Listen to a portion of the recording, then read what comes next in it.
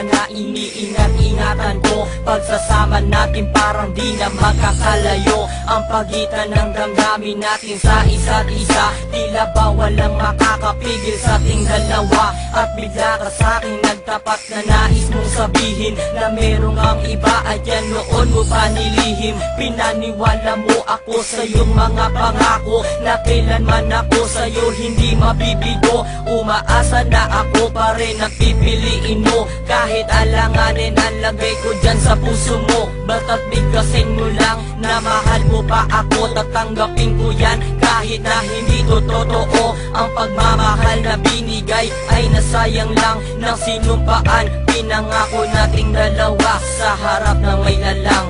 Ako ay lumuha dahil di ko kaya nalimutin ka at iwan ka, dahil ikaw lang talaga. Ako'y nagmahal ng todo pero ako'y niloko. Sana ngayon ay mahalin at huwag mong lokohin please yung bago mo.